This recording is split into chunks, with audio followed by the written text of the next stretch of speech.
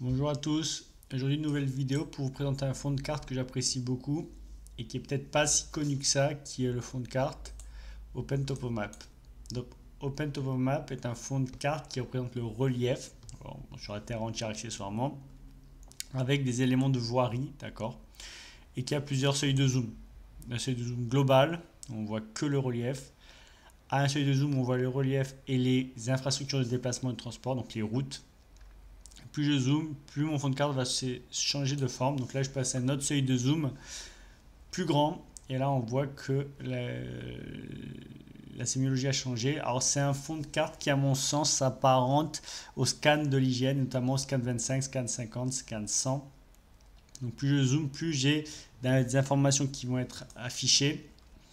D'accord. Donc, avec pas mal d'éléments graphiques, notamment les routes. Là, on voit les bâtis et les courbes de niveau et les reliefs. Donc c'est vraiment un équivalent du scan 25 de l'IGN, scan 50, Open Data.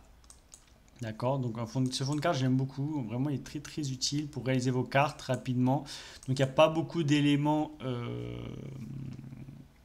de POI et d'éléments visibles majeurs. On voit vraiment, ce sont vraiment des éléments géomorphologiques et anthropiques, j'ai envie de dire, qui nous permet de prendre ce fond de carte comme fond pour ajouter nos propres données et nos propres réalisations.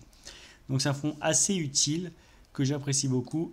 Alors l'une des principales limites de ce genre de fond, ce sont vraiment les couleurs qui peuvent nuire à l'interprétation de vos cartes, surtout quand vous avez des éléments à ajouter par-dessus. Donc ça peut être un peu une limite. Donc si je zoome vraiment jusqu'à la zone, si je zoome à un niveau très très grand, et que je rentre à l'échelle vraiment urbaine, on voit vraiment que là les bâtiments s'affichent et autres, et les éléments de voirie. On voit quelques noms de rues, mais pas tant que ça. Donc l'affichage des noms de rues et des noms de voies, c'est aussi une problématique en tant que telle. Donc voilà. Donc c'est un fond de carte que j'apprécie beaucoup car utilisable à différentes échelles. C'est un fond multiscalaire, j'ai envie de dire.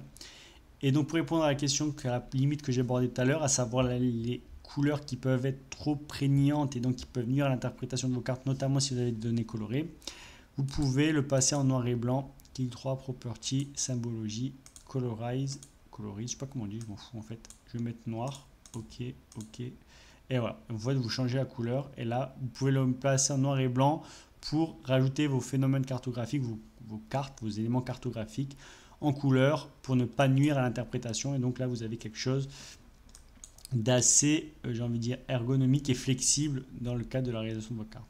Donc voilà, OpenTopomap, un fond de carte que j'apprécie énormément, qui est peut-être pas si connu que ça, mais qui mérite d'être mérite d'être utilisé dans vos cartes si tant est que vous en ayez le besoin. Je vous remercie d'avoir regardé cette vidéo et je vous dis à bientôt pour une nouvelle vidéo. N'hésitez pas à liker, partager la vidéo.